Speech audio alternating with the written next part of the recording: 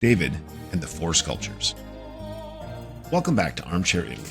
We're pulling back the curtain on history to dive into Italy's incredible art and culture. Today, we're talking about David, or rather, 5 Davids. If you ask someone to name a figure from the Bible, David is usually right at the top of the list.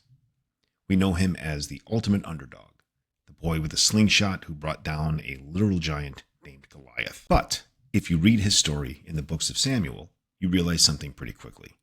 David wasn't a flawless hero. In fact, his life reads less like a Sunday school lesson and more like a TV drama. He was brilliant, spiritual, charismatic, and broken. Long before he was king, David was a teenager tending sheep in Bethlehem. In the ancient world, shepherds weren't delicate poets. They were rugged survivalists who fought off lions and bears to protect their flock. So when David steps onto the battlefield against Goliath, he isn't just relying on blind luck. He's relying on a lethal set of skills he's perfected in the wilderness. When he drops the giant, he becomes an overnight celebrity. And that's where the drama kicks into high gear. King Saul, the reigning monarch, gets intensely jealous. He literally tries to pin David to the wall with a spear, forcing David to go on the run. For years, David lives as a fugitive, hiding in caves, leading a band of outlaws. It's during this gritty, terrifying chapter of his life that he writes many of the Psalms, raw, agonizing poems about fear, betrayal, and a desperate trust in God. Eventually, Saul falls in battle, and David takes the throne. This is Israel's golden age. David unites the tribes, captures Jerusalem, builds a capital, and establishes an empire. By all accounts, he's a massive success. But history has a way of showing us that a leader's greatest enemy isn't the army outside the walls, it's the ego.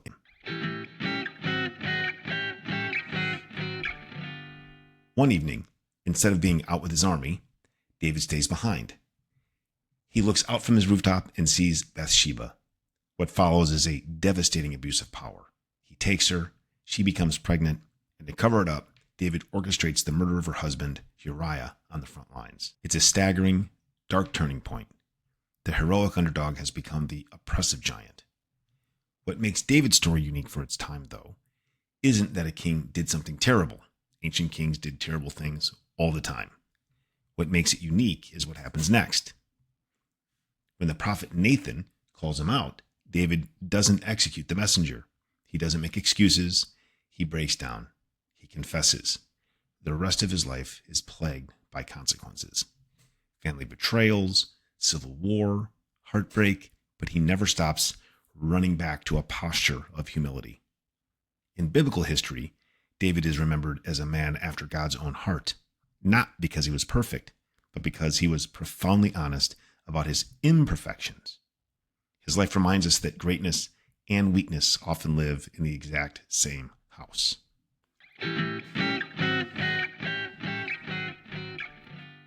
Now that we have a base of understanding of biblical David, we're going to take a look at 4 Davids you can visit in Italy. 3 are in Florence, and 1 is in Rome. These breathtaking statues were created over 200 years, tracing the shift from the early Renaissance all the way into the Baroque. Donatello's David, created in the 1440s. Created in bronze, this famous masterpiece was the first freestanding nude bronze sculpture made since antiquity. It depicts David after winning, standing triumphantly with his foot on Goliath's severed head. It broke the mold of medieval art and effectively kicked off the Renaissance style of sculpture. For roughly 1,000 years, statues were almost always attached to buildings like cathedrals and completely covered in heavy drapery. The human body was viewed with suspicion or shame. Donatello completely revived the ancient Greek and Roman obsession with the naked human form. His David stands entirely on its own, meant to be viewed in the round. It is subversively youthful and effeminate. When you think of a giant slayer, you think of a burly hero like Michelangelo's later muscular marble David. Donatello went a completely different route. His David is a slender, delicate, almost fragile adolescent boy. He wears nothing but a fancy shepherd's hat and knee-high boots. which is what I would probably wear if I was out to slay a giant. By making David look physically weak, Donatello emphasized the biblical narrative. David didn't win because of muscle. He won because God was on his side. The statue was commissioned by the powerful Medici family for the courtyard of their palace. To the people of Florence, David was a mascot. Florence was a small, independent republic surrounded by larger, aggressive rival states. They viewed themselves as the underdog, David, fighting off the tyrannical Goliath of Italy. Donatello's David isn't celebrating with a roaring shout. He looks down at his feet with a quiet, enigmatic, almost melancholy expression. He's holding a massive sword that looks way too heavy for his slender arms, lost in his own thoughts after a kill. You may see Donatello's history-altering bronze at the Bargello in Florence. Verrocchio's David, 1473 to 1475. Commissioned by Lorenzo and Giuliano de' Medici around 1473, Andrea del Verrocchio's David sits right at the heart of the Florentine Renaissance, both as a civic symbol and as a masterclass in bronze casting. There is a captivating legend in Florence that the face of this David is actually the face of a teenage Da Vinci. At the time, Leonardo was the star pupil in Verrocchio's workshop, and when you look at the statue's sharp features and that self-assured grin, it's hard not to see the resemblance to the sketches of the young master. It adds a whole new layer of brilliance to this bronze, the greatest artist of the next generation, posing as the greatest underdog in history. Donatello's David was quiet and ethereal, but Verrocchio's version has a completely different energy. This boy has serious swagger. He's standing in a cool contrapposto stance, hand on his hip, with a knowing smirk that says, yeah, I just did that. He doesn't look like a fragile child who barely survived. He looks like a spunky teenager who knows he's the hero. Verrocchio started his career as a goldsmith, and that meticulous eye for detail is all over this sculpture. If you look closely at the leather tunic, you'll see intricate, decorative patterns etched into the bronze. The anatomy is just as impressive. Verrocchio was obsessed with how muscles moved, and you can see that realism in the subtle tension of the limbs and torso. The severed head of Goliath wasn't originally fixed to the base. Verrocchio designed it to be moved around, either sitting between David's feet or off to the side. This allowed the Medici and their guests to view the statue from every possible angle in their palace, making it truly immersive. You may see Verrocchio's teenage David at the Bargello in Florence.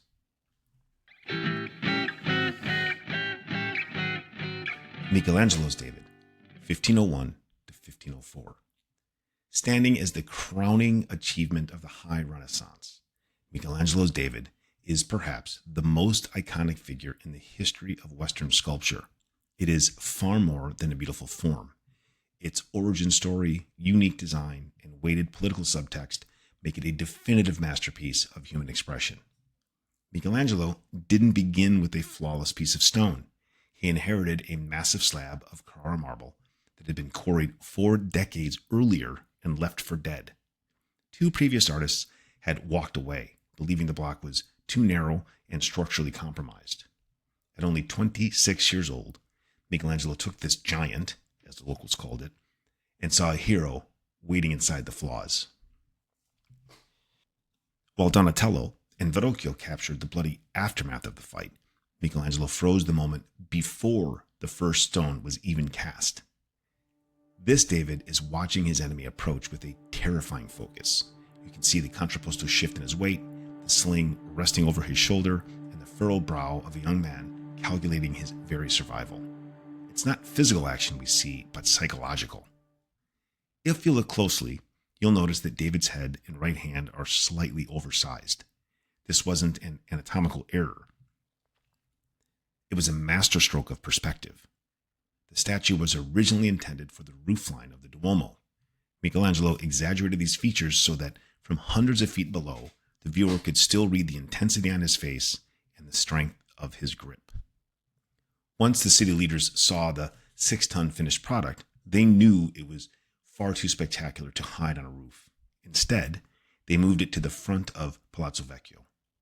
To the people of Florence, This David became the ultimate symbol of their independent republic, a brave underdog standing guard against the looming tyrannical giants of the papacy and the exiled Medici family.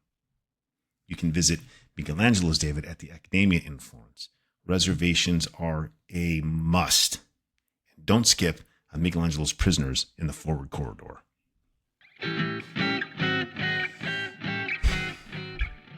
Bernini's David, 1623 to 1624. John Lorenzo Bernini's David stands as the ultimate triumph of the Baroque.